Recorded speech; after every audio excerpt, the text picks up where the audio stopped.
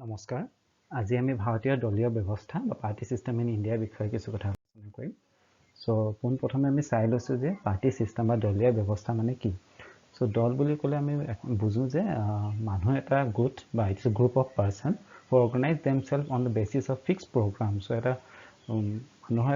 এটা গোটে যেতিয়া একলগ হয় এটা নিৰ্দিষ্ট আঁচনি হাতত লৈ এটা নিৰ্দিষ্ট প্ৰগ্ৰাম লৈ উদ্দেশ্য এটা লৈ যেতিয়া একগোট খায় আৰু তেওঁলোকে চৰকাৰৰ ক্ষমতা দখল কৰিব যেতিয়া ইচ্ছা কৰে সাংবিধানিক বিধিমতে তেতিয়া এটো পলিটিক্যাল পাৰ্টি বা ৰাজনৈতিক দল বুলি কোৱা হয় সো ৰাজনৈতিক দল বিভিন্ন প্ৰকাৰৰ আছে আমি দেখিবলৈ পাওঁ যে সাম্প্ৰতিক কালত বিভিন্ন ডেমক্ৰেসিক বিভিন্ন লোকতান্ত্ৰিক দেশৰ ব্যৱস্থা তিনি ধৰণৰ প্ৰায় ৰাজনৈতিক দল থাকে multi party system for example India Pakistan Bangladesh USA তো টু পাৰ্টি হে আছে সো নেক্সট আমি ইউএসএ বুলি কোৱা পাৰো টু পাৰ্টি সিস্টেম ইউএসএ আৰু ইউনাইটেড কিংডম তাৰপিছত সিঙ্গল পাৰ্টি সিস্টেম কিছুমান দেখত ফৰ এক্সাম্পল চাইনা কিউবা তেওঁলোকৰ যেহেতু কমিউনিষ্ট পাৰ্টি থাকে ৰাছিয়া বেলেগ দল বা অন্যান্য মাল্টি পাৰ্টি সিস্টেম তাত পোৱা নাযায় সো তিনি ধৰণৰ পাৰ্টি সিস্টেম আছে আমাৰ multi party system two party system আৰু সিঙ্গল পাৰ্টি সিস্টেম সো আমি যেহেতু ভাৰতবৰ্ষৰ দলীয় ব্যৱস্থাৰ বিষয়ে আলোচনা কৰিম সো আৰম্ভখিনি আমি কেনেকৈ হৈছিল হেতু চাই লৈছো যে Professor Rajni Kothari মতে party system in India evolve from a political centre so এটা নিৰ্দিষ্ট কেন্দ্ৰবিন্দুৰ পৰা আৰম্ভ হৈছিল কাৰণ আমি জানো যে ভাৰতৰ আটাইতকৈ পুৰণি ৰাজনৈতিক দলে হ'ল ভাৰতীয় জাতীয় কংগ্ৰেছ বা ইণ্ডিয়ান নেশ্যনেল কংগ্ৰেছ INC 1885ত মুম্বাইত স্থাপন কৰা হৈছিল এজন ব্ৰিটিছ সেৱানিবৃত্ত সিভিল সাৰ্ভেন্টৰ দ্বাৰা সো তেওঁ তত্ত্বাৱধানত ৰাজনৈতিক দলৰ সৃষ্টি হৈছিল আৰু পিছৰ সময়তে পাওঁ যে প্ৰায় যিমানে ৰাজনৈতিক দল কংগ্ৰেছৰ তত্ত্বাৱধানতে সৃষ্টি হৈছিল কংগ্ৰেছৰ ভিতৰতে তাৰ জন্ম হৈছিল সো কংগ্ৰেছৰ চাৰিওফালে তেওঁলোকৰ মানে যেটো সিচুৱেচন আছিল এনেকুৱা যে কংগ্ৰেছৰ বাহিৰে অন্য দলে কোনো ধৰণৰ শাসনৰ এটা ব্যৱস্থা বা অৰ্থনৈতিক বিহ পৰা নাছিল সো কাৰণ আমি কওঁ যে it was from a political centre which is Indian national Congress so first phase আমি চাই লৈছো এটো ভাগ কৰিছো 1885 ৰ পৰা 1905 1905 চনলৈকে আৰু এই সময়ত কংগ্ৰেছ দলৰ খুব বিশেষ তেওঁলোকৰ একো কাৰ্যসূচী আক্ৰমক নাছিল তেওঁলোকে ব্ৰিটিছ চৰকাৰৰ প্ৰতি সঁহাৰি জনাই বিভিন্ন সময়ত প্ৰেয়াৰ পিটিশন দ্বাৰাহে কাম কৰিছিল সো আমি ক'ব পাৰো যে debating society of the elite মানুহ উচ্চবৰ্গীয় মানুহবিলাকৰ এটা তৰ্ক কৰা বা বিতৰ্ক কৰা সমাজ নিচিনাহে হৈছিল এটা সময়ত Congress so this period at times describe policy of mendicancy মানে তেওঁলোকে অকল যেটো পিটিশন পলিটিক্স এটা মানুহক মানে প্ৰাৰ্থনা কৰিহে কাম হ'ব তেনেকুৱা এটা ভাৱধাৰা লৈছিল আৰু সেকেন্ড ফেজত আমি পাইছো 1905 ৰ পৰা 1916 লৈকে 1905 চনৰ পৰা 1916 চনৰ মাজত এই সময়ত আমি দেখিবলৈ পাওঁ বিশেষকৈ সুৰত অধিৱেশন কংগ্ৰেছৰ যেটো হৈছিল 1907 ত কংগ্ৰেছৰ দুভাগত বিভক্ত হ'ল এক্সট্ৰিমিষ্ট আৰু মডাৰেট বুলি কোৱা হৈছে চৰমপন্থী আৰু নৰমপন্থী বুলিও কোৱা হয় সো আমি জানো চৰমপন্থীসকল আছিল লালা লাজপত ৰায় বিপিন চন্দ্ৰ পাল লাল বাল পাল বুলি কোৱা হয় সো আৰু মডাৰেটসকল আছিল এই সময়ত গোপাল কৃষ্ণ গোখলে আৰু তেওঁলোকৰ অন্য কিছুমান আছিল তেওঁৰ লগতে সো দুটা ভাগত বিভক্ত হৈছিল আৰু লগতে এই সময়ছোৱাত মুছলিম লীগৰ স্থাপনা হৈছিল 1909 চনত সো আৰু এটা ৰাজনৈতিক দল ভাৰতৰ যেটো পলিটিক্যাল সিনাৰিও তাতে জন্ম হৈছিল আৰু এটা বস্তু আমি লক্ষ্য কৰিব লাগিব এই সময়ছোৱাত কংগ্ৰেছৰ ভিতৰত ইমাৰ্জেন্স অফ কন্ট্ৰাস্টিং আইডিঅলজি মানে বিভিন্ন বেলেগ ধৰণৰ ভাৱধাৰা সৃষ্টি হোৱা পৰিলক্ষিত হৈছিল আৰু তৃতীয় পৰ্যায়ৰ থাৰ্ড ফেজ 1916 ৰ পৰা 1946 ত যেটো অন্তিম পৰ্যায় আছিল তাৰ পিছত ভাৰত চৰকাৰ গঠন কৰা হ'ল আৰু এই সময়ছোৱাত আমি দেখো কংগ্ৰেছ দল এটা এলিট দলৰ পৰা এটা মাস মুভমেন্ট পাৰ্টি হৈ গ'ল বিকজ অফ মহাত্মা গান্ধী যেহেতু অংশগ্ৰহণ কৰিবলৈ ল'লে আৰু জনসাধাৰণে অংশগ্ৰহণ কৰা এটা সুবিধা পাইছিল তেওঁ যেটো প্ৰিন্সিপালছ আছিল আদৰ্শ আছিল অহিংসা সত্যাগ্ৰহ সো তাৰ জৰিয়তে বিভিন্ন মানুহে মাস মুভমেন্ট এটালৈ পৰিণত হ'ল কংগ্ৰেছ দল আৰু আমি এই সময়ছোৱাত আৰু কিছুমান দলৰ সৃষ্টি হৈছিল ৰাষ্ট্ৰীয় পেজাবখত মই আলোচনা কৰিছো স্বৰাজ পাৰ্টি 1922 মতিলাল নেহৰু তত্ত্বাৱধানত হৈছিল আৰু একে সময়ছোৱাত বিভিন্ন ধৰণৰ কমিউনিষ্ট পাৰ্টিও জন্ম হৈছিল শহীদ ভগত সিংৰ কথা আমি ক'ব পাৰো বা গদৰ পাৰ্টি আছিল তো কমিউনিষ্ট আইডিঅলজি ওৰিয়েন্টেড পাৰ্টি এটা হৈছে ৰাষ্ট্ৰীয় স্বয়ংসেৱক RSS 1905 আৰু কংগ্ৰেছৰ ভিতৰতে জন্ম হৈছিল CR দাসৰ বা ৰাজগোপালাচাৰী নেতৃত্বত কংগ্ৰেছ সোশ্যালিষ্ট পাৰ্টি সো তেনেকৈ কিছু বিভিন্ন ৰাজনৈতিক দলৰ জন্ম হৈছিল পোষ্ট ইন্ডিপেন্ডেন্সৰ পিছত স্বাধীনতাৰ পিছত কি ধৰণে আমাৰ যেটো পলিটিক্যাল পাৰ্টি সিস্টেম ৰাজনৈতিক দলৰ ব্যৱস্থা আগবাঢ়িছিল হেতু আমি ইয়াত অলপ চাম we can divide this into 4 phases. আমি চাৰিটা পৰ্যায়ত ভাগ কৰিছো। প্ৰথম ফেজটো হ'ল কংগ্ৰেছ ডমিনেন্স আছিলে 1952 পৰা 1967 লৈকে। ইয়াৰ মাজত যিমান তিনিবাৰ জেনেৰেল ইলেকশ্যন হৈছিলে সাধাৰণ নিৰ্বাচন লোকসভা, তাতে আমি দেখিবলৈ পাইছো কংগ্ৰেছৰ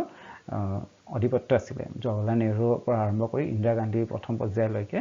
সো তিনিবাৰ যেটো প্ৰথম ভাৰতৰ নিৰ্বাচন হৈছিলে 1952 পৰা 1967 ৰ নিৰ্বাচনলৈকে কিন্তু কংগ্ৰেছে ম্যাক্সিমাম সিট মেজৰিটি সিট জিকিবলৈ সক্ষম হৈছিলে। সো আৰু যদিও বিভিন্ন দল আছিলে এই সময়ছোৱাত, আমি প্ৰথম ভাৰতৰ নিৰ্বাচন যদি চাবলৈ যাওঁ 16টা ৰাষ্ট্ৰীয় দল আছিলে এই সময়ত, 16 পলিটিক্যাল পাৰ্টিজ আছিলে। লগতে সৰু সৰু দল বহুত আছিলে, more than 50 আছিলে। কিন্তু এইবিলাক দলে বিশেষ মানে কংগ্ৰেছক চ্যালেঞ্জ বা প্ৰত্যাহ্বান দিবলৈ সমৰ্থ হোৱা নাছিলে। So we can call them as parties of pressure and they were working from the margins, মানে একেবাৰে বাউণ্ডাৰীৰ পৰা কংগ্ৰেছৰ যিটো ব্যৱস্থা তাৰ বাউণ্ডাৰী সীমাৰ পৰাহে তেওঁলোকে নিজৰ কাম কৰিছিলে। সো কংগ্ৰেছৰ ভিতৰতে বহুত ফেকশনছ আছিলে, বহুত ভাগ বিভাজন আছিলে। সোশ্যালিষ্ট মানুহ আছিলে যেনেকৈ নেহৰু, পিছত ইন্দিৰা গান্ধী, কিছুমান কেপিটেলিষ্ট পুঁজিবাদী বিচাৰধাৰাৰ মানুহ আছিলে, মোৰাৰজী দেশাই, কে কামৰাজ। সো তেনেকুৱা বিভিন্ন আইডিঅলজি তেওঁলোকে একেলগ হৈ আগবাঢ়িছিলে। তাৰ পিছত আমি দেখিবলৈ পাম যিটো দ্বিতীয় পৰ্যায় ডিক্লাইন অফ কংগ্ৰেছৰ পতন আৰম্ভ এটা হৈছিলে 1967 ৰ পিছত। কাৰণ আমি 1967 ত পাওঁ যিটো ইলেকশ্যন হৈছিলে কংগ্ৰেছে বিভিন্ন ৰাজ্যত চৰকাৰ হেৰুৱাইছিলে, তেওঁলোকে জিকিবলৈ সক্ষম হোৱা নাছিলে আৰু বিভিন্ন কলিশন গভৰ্ণমেণ্টৰ স্থাপনা হৈছে ৰাজ্যত। জনসংঘৰ পৰা আদি কৰি কমিউনিষ্ট পাৰ্টিয়ে কেৰালাত, জনসংঘে বিহাৰত, ৰাজস্থানত বিভিন্ন দলে লগ লাগি কংগ্ৰেছক প্ৰত্যাহ্বান দিবলৈ সমৰ্থন দিলে ৰাজ্য স্তৰত। যদিও প্ৰথম পৰ্যায়ত 1967 কথা কৈছোঁ, আৰু কংগ্ৰেছৰ যিটো ভোট শ্বেয়াৰ সেইটোও কমিছিলে আৰু টোটেল নাম্বাৰ অফ সিটো কমি আহিছে। আৰু এই সময়ছোৱাত আমি পাওঁ যে যেটো ইন্দিৰা গান্ধীৰ নেতৃত্বৰ কংগ্ৰেছ, ইন্দিৰা গান্ধীৰ নিজৰ ইমেজৰ ওপৰত বেছি গুৰুত্ব দিছিলে, নিজৰ পাৰ্চনেলিটি কাল্ট এটা সৃষ্টি কৰিছিলে আৰু কংগ্ৰেছৰ যিটো অৰ্গেনাইজেশ্যন কেপাচিটি সেইটো ধ্বংস কৰি পেলাইছিলে আৰু সব বস্তু হাই কমাণ্ডে ডিসাইড কৰা বা নিৰ্ধাৰণ কৰা তেনেকুৱা এটা পৰিলক্ষিত হৈছিলে এই সময়ছোৱাত ইন্দিৰা গান্ধীৰ দিনত আৰম্ভণিত। সো যদিও আৰু তেওঁলোকে পিছত গৈ ইন্দিৰা গান্ধীয়ে জৰুৰীকালীন অৱস্থা বা আপাতকাল ঘোষণা কৰিব লগা হ'ল 1975 আৰু তাৰ পিছত 1977 যিটো সাধাৰণ নিৰ্বাচন হৈছিলে কংগ্ৰেছ তাত পৰাস্ত হ'ল আৰু জনতা পাৰ্টি বিভিন্ন দলে লগ লাগি গঠন কৰিলে আৰু তেওঁ চৰকাৰ হ'ল। এইটো প্ৰথম অনা কংগ্ৰেছ বা নন কংগ্ৰেছ চৰকাৰ আছিলে, মোৰাৰজী দেশাই নেতৃত্বত হৈছিলে। কিন্তু এই চৰকাৰ বেছি দিন নচলিলে, 2 বছৰ পিছতে চৰকাৰ ভংগ হ'ল আৰু 1980 আকৌ ইন্দিৰা গান্ধীয়ে বিপুল ভোটত জয়যুক্ত কৰি চৰকাৰ গঠন কৰিলে আৰু Congress was once again back to power. কিন্তু হঠাৎ ইন্দিৰা গান্ধীৰ মৃত্যু হত্যা কৰা হ'ল 1984 আৰু তাৰ পিছত ৰাজীৱ গান্ধী প্ৰাইম মিনিষ্টাৰ হ'ল আৰু ৰাজীৱ গান্ধীৰ তত্ত্বাৱধানত প্ৰথম যিটো ইলেকশ্যন হৈছিলে 84 টো কংগ্ৰেছে যিটো সিম্পেথি ভোট এটা লাভ কৰিছিলে ইন্দিৰা গান্ধীৰ নামত, ৰাজীৱ গান্ধী জয়যুক্ত হ'ল। কিন্তু 1989 যিটো ইলেকশ্যন সাধাৰণ নিৰ্বাচন আছিলে আৰু এই সময়ছোৱাতে বফৰ্ছ স্কেম, বফৰ্ছ কেলেংকাৰী পোহৰলৈ আহিলে আৰু ৰাজীৱ গান্ধীয়ে নিৰ্বাচনত মুখ থেকেচা খাব লগা হ'ল। আৰু নেক্সট হ'ল কলিশন ইৰা আৰম্ভ হৈছে 1989 পিছত। যদি আমি চাওঁ যিটো 89 গঠন হৈছিলে জনতা দলৰ যিটো চৰকাৰ হৈছিলে ভিপি সিং নেতৃত্বত, বেছি দিন নচলিলে, 2 বছৰ চলিলে আৰু এই চৰকাৰখনক বিজেপিয়ে লগতে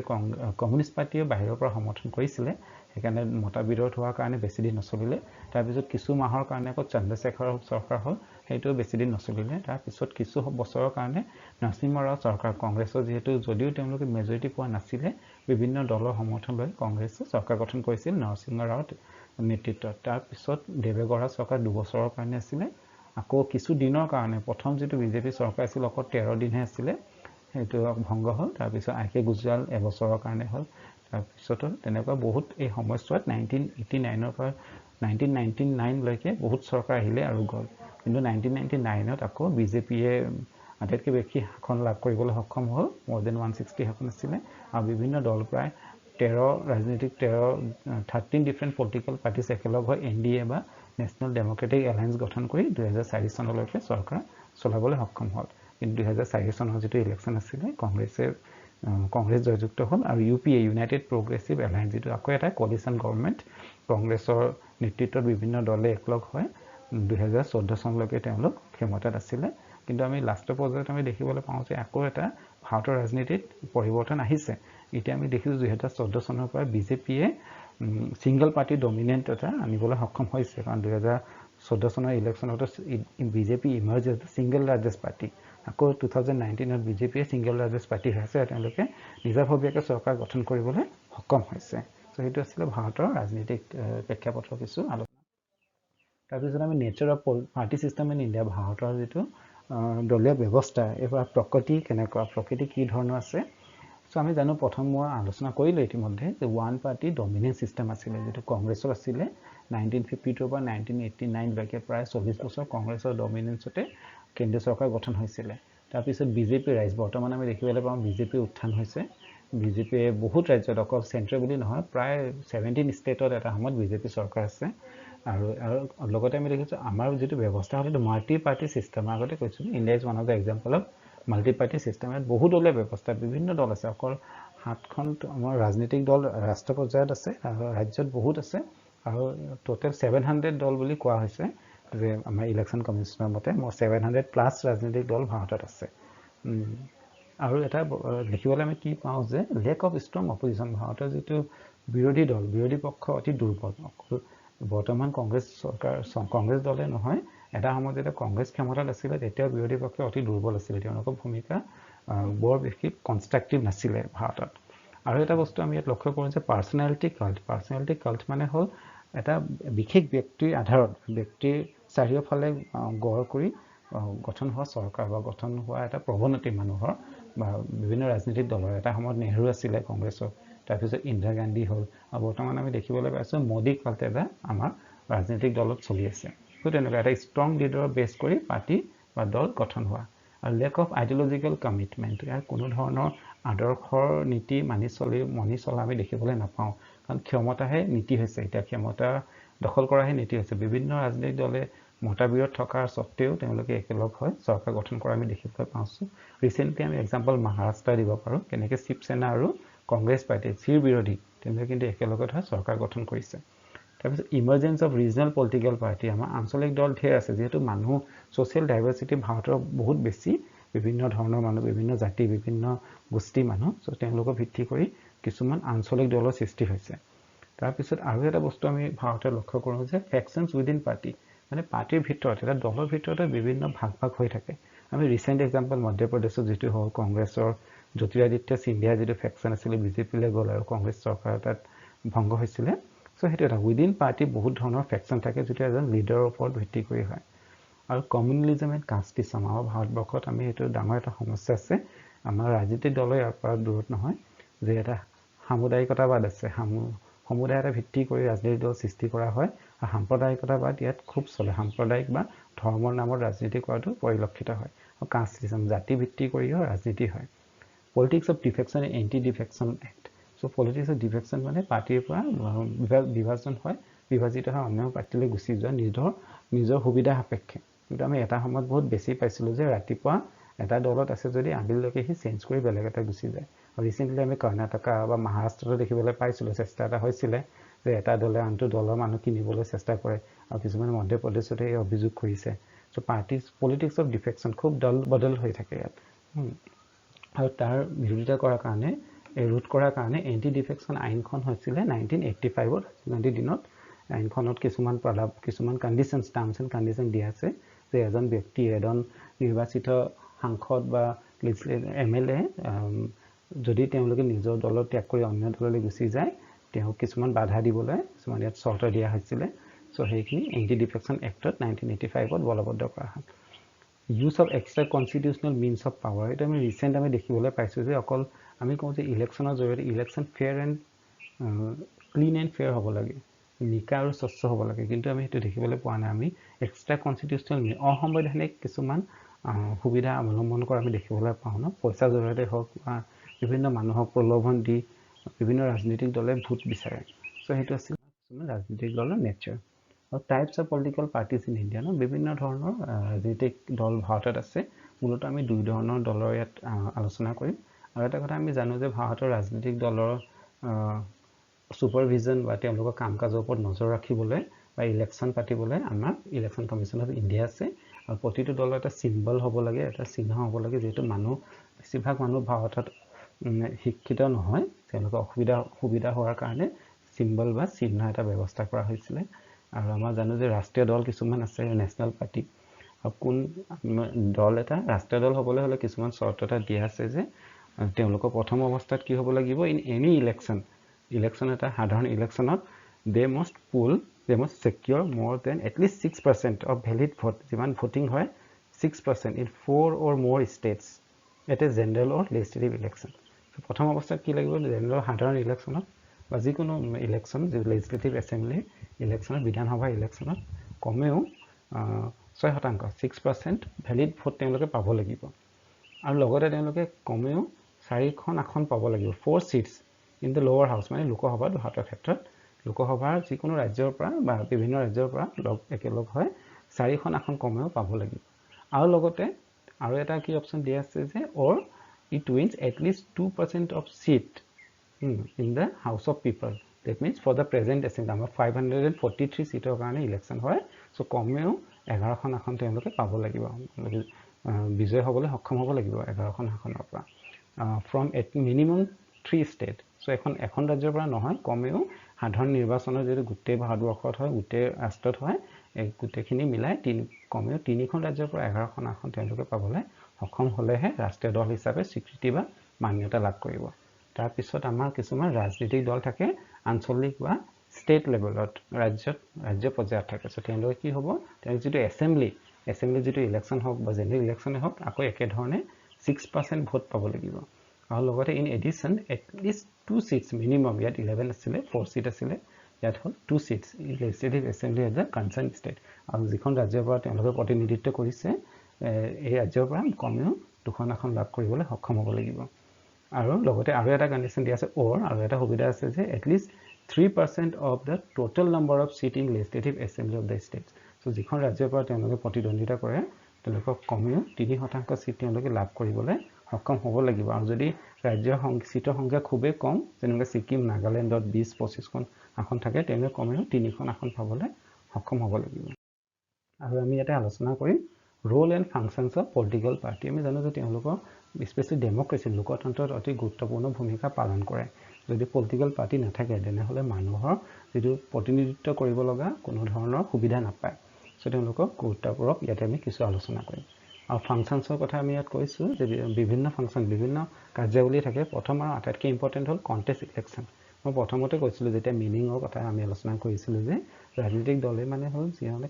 ক্ষমতাৰ কাৰণে ইলেকশ্যন মানে সাংবিধানিক জৰিয়তে ক্ষমতা লাভ কৰিব বিচাৰিছো সাংবিধানিক ইয়াত কি আছে সুবিধা ইলেকশ্যন হয় আৰু প্ৰত্যেক 5 বছৰ মূৰত হয় এই ইলেকশ্যনত তেওঁলোকে প্ৰতিদ্বন্দ্বিতা কৰে নিজৰ কেণ্ডিডেটক